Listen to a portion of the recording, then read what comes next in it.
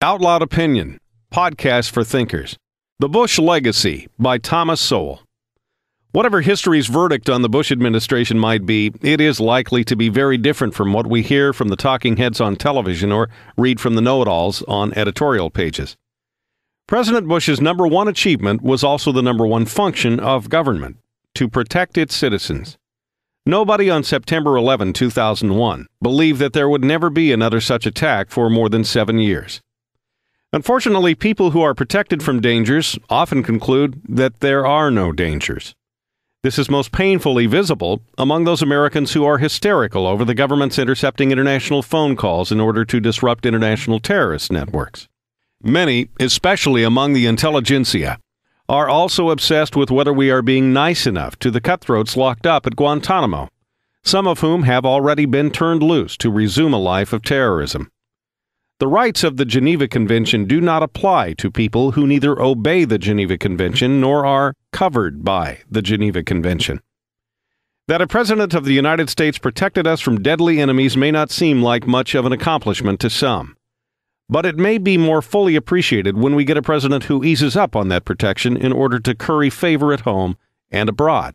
We can only hope that it will not take the sight of an American city lying in radioactive ruins to wake people up to the dangers that George W. Bush protected us against, despite an unending chorus of carping.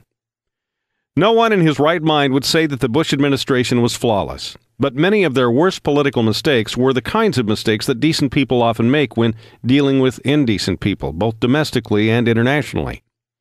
The idea with which President Bush arrived in Washington, that he could gain bipartisan support by going along with the Democrats and not vetoing any bills that Congress passed, ignored the fact that it takes two to tango.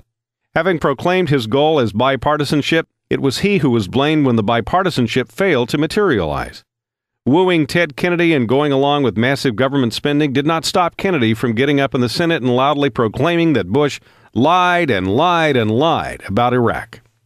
Whatever the merits or demerits of going to war against Saddam Hussein, the question whether he had weapons of mass destruction immediately at hand makes a better talking point than a serious argument.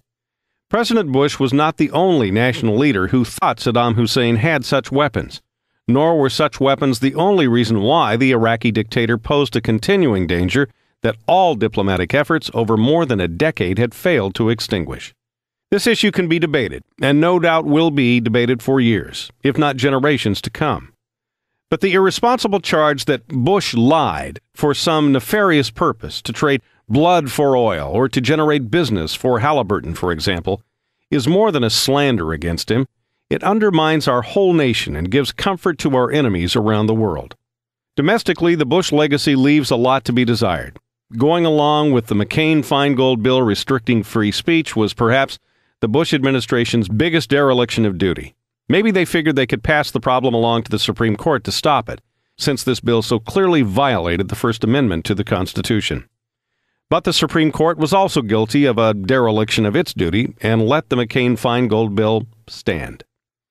Advocating amnesty for illegal aliens was another political disaster, especially when accompanied by denials of the obvious. Although the Bush administration went along with a chorus of calls for promoting home ownership among people who could not afford home ownership, President Bush at least sounded a warning while others were still pushing lenders to lend to people who proved unable to repay their loans. A mixed bag, aren't we all? But an honorable man. Copyright 2009 Creators Syndicate Incorporated. Read to you by Out Loud Opinion. For more podcasts, visit OutloudOpinion.com.